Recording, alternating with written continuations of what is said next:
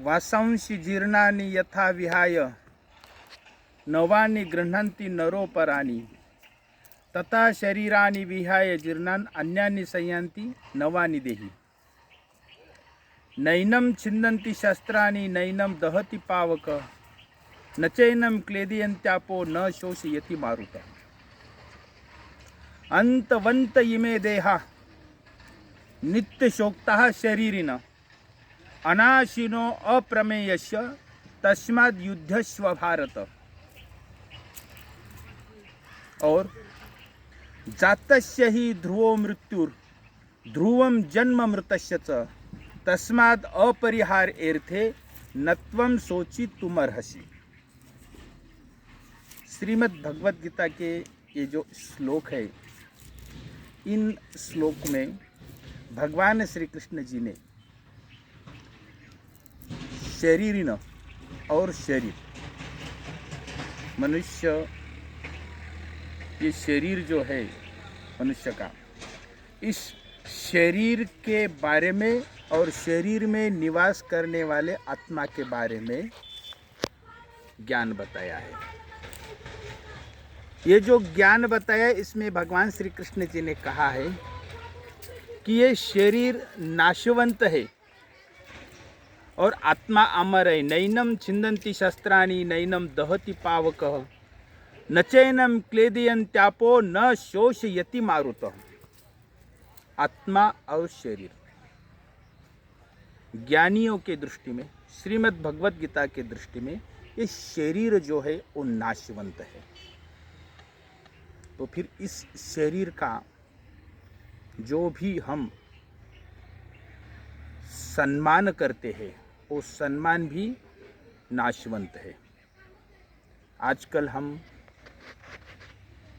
जन्मदिन मनाते हैं। ये गृहस्थी जीवन में जो संसार में, प्रपंच में जो लोग हैं वो शरीर का जन्मदिन मनाते हैं, तो वो हम समझ सकते हैं। लेकिन जब कोई ब्रह्मज्ञानी अगर जन्मदिन मनाता है तो वो जन्मदिन भी उसमें एक सोचने वाली बात होती है। आजकल हम जय कृष्णियों में भी, महानुभाव पंथ में भी बड़े बड़े संत महात्मा ज्ञानियों का हम जन्मदिन मनाते हैं, बहुत बड़े बड़े प्रोग्राम रखते हैं। ये उस शरीर का जन्मदिन मनाना, ये कोई ऐसी बात है कि ये जो शरीर नाशवंत है, जो मरने वाला है, कल शाश्वत जो है उसका हम विचार करना चाहिए। जो मरने वाला है शरीर, उसका जन्मदिन मनाने से क्या फायदा है। लेकिन आजकल हमारे बड़े बड़े ज्ञानी भी बड़े बड़े जन्मदिन मनाते हैं, बहुत खर्चा करते हैं। तो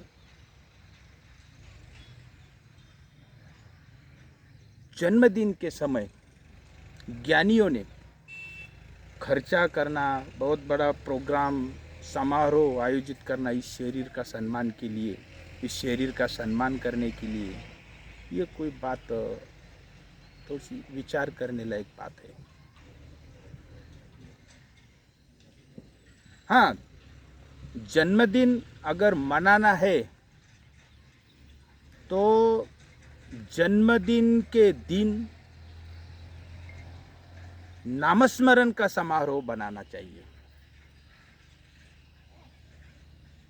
जैसे कि कोई बड़े अधिकरण है, उनका जन्म दिवस आया है और जन्मदिन मनाना है, तो जितने भी आश्रम के साधक हैं, जितने भी शिष्य परिवार है, गृहस्थी लोग हैं, उन्होंने वहाँ आकर के आश्रम में इकट्ठा होकर के और वहाँ बीड़ा अर्पण करके और बीड़ा अर्पण करके मौन पूरे दिन भर नामस्मरण करना चाहिए।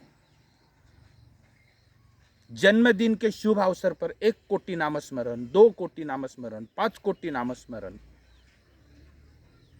ऐसा विड़ा रख के अगर उन अधिकरणों का जन्मदिन मनाया जाए तो ये ज्ञानपूर्ण होगा।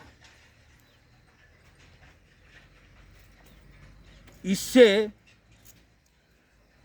जन्मदिन, जिनको उस अधिकरण के प्रति प्रेम है, अगर वो उस जन्मदिन के उपलक्ष्य में अगर एक दिन भर स्मरण करेंगे, 100 माला भी स्मरण करेंगे, ऐसे जितने शिष्य, 200 शिष्य, 500, 1000, 2000 लोग अगर जन्मदिन के दिन, उस समारोह के दिन अगर नामस्मरण के लिए बैठे और दिन भर परमेश्वर का नामस्मरण हुआ, 5 करोड़ नामस्मरण हुआ और नामस्मरण करके अगर जन्मदिन मनाया, तो वो ज्ञानपूर्ण विचार हो सकता है, वो ज्ञानपूर्ण कार्य हो सकता है।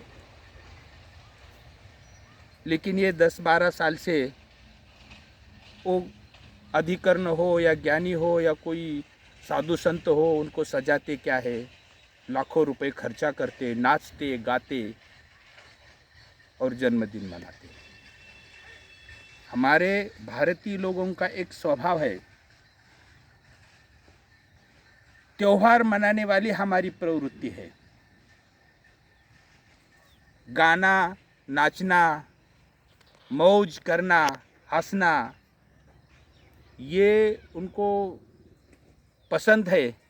समय कौन सा भी हो, बस अवसर कौन सा भी हो, उन्हें बस खर्च करना, गाना, हंसना, आनंद मनाना, मिष्टान्न का भोजन करना, फूल वगैरह सब, इसका फूलों से रंगोली निकालना, और इस प्रकार हम उत्सव मनाने के लिए हम कहीं भी तैयार होते हैं। चाहे मठ मंदिर हो या चाहे आश्रम हो या चाहे गृहस्थी प्रोग्राम हो, उत्सव मनाना ये तो हमारा भारतीयों का स्वभाव ही है। लेकिन इससे क्या फायदा है? जो शरीर है वो शरीर मृत्यु के बाद हम उसको मिट्टी में मिला के आते हैं।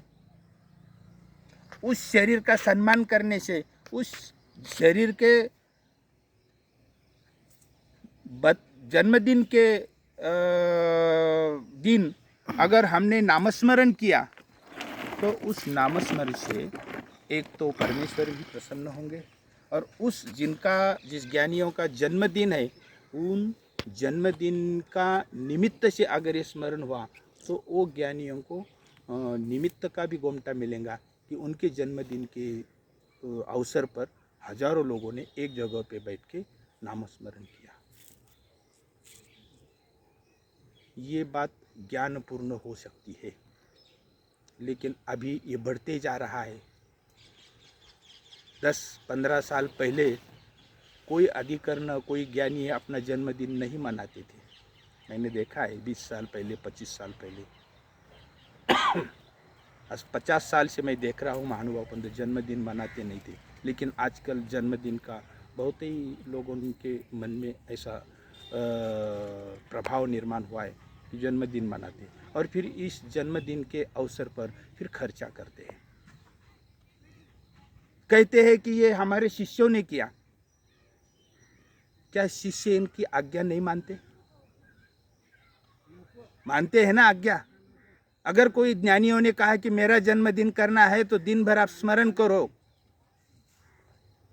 अब मेरे जन्मदिन के समय 5 करोड़ स्मरण सबने मिलकर करना है, पूरे महाराष्ट्र में, पूरे उत्तर भारत में। अगर ज्ञानियों ने आह्वान किया तो हजारों लोग स्मरण के लिए बैठेंगे। लेकिन अब ये सिलसिला चल रहा है, और गीता शास्त्र में बताया है, यद्यद आचरति श्रेष्ठ स्तत्त देवे तरो जन सयत प्रमाणम कुरुते लोकस्तद अनुवर्तते। अभी ये बड़ों का अनुकरण अभी छोटे छोटे भी संत महात्मा करने लगे हैं, और अब जन्मदिन का प्रोग्राम बढ़ते जा रहा है। मुझे तो ऐसा लगता है कि आगे चलकर श्री जन्माष्टमी, श्री कृष्ण जन्मोत्सव, श्री दत्त प्रभु का जन्मोत्सव, इससे भी बड़ा बड़ा जन्मदिन मनाएंगे हमारे पंथ में, और शक्ति प्रदर्शन होगा। इनके जन्मदिन में इतने लोग आए थे, इनके जन्मदिन को इतने लोग आए थे। ये ठीक नहीं है। मेरा एक सुझाव है, मैं 50 साल से देख रहा हूँ और ये देखकर मैं ऐसी इस निर्णय पर आया हूँ, जन्मदिन जरूर मनाओ, लेकिन जन्मदिन के दिन आप सबको आह्वान करो कि अगर मैं हमारे ऊपर आप लोगों की श्रद्धा है तो मेरे जन्म दिवस के दिन आप सब लोगों ने 2 घंटे नामस्मरण करना है और नामस्मरण उत्सव मना करके मेरा जन्मदिन मनाइए। जन्मदिन नामस्मरण उत्सव में हमें रूपांतरित करना है, इससे नामस्मरण बढ़ेगा, लोगों को गोमटा मिलेगा और जिनका जन्मदिन है उनको निमित्त का भी गोमटा मिलेगा। तो मेरा ये सुझाव है कि हर संत महात्मा ने अपना जन्मदिन मनाना है, लेकिन वो जन्मदिन उन्होंने नामस्मरण दिन के रूप में मनाना है। आह्वान करना है कि मेरा जन्मदिन मनाना चाहते हो तो आप नामस्मरण करके मेरा जन्मदिन मनाओ। बस इतनी मेरी सबको प्रार्थना है। जो जन्मदिन अपने गुरुओं का मनाते हैं उनको भी प्रार्थना है, विनती है कि आप अपने गुरुओं का जन्मदिन मनाओ, लेकिन वो जन्मदिन नामस्मरण दिन के रूप में मनाओ। बस यही मेरी सूचना है, सुझाव है। तो ये सुझाव आप सबको पसंद आएगा, यही मुझे विश्वास है। जय श्री कृष्ण। जमलं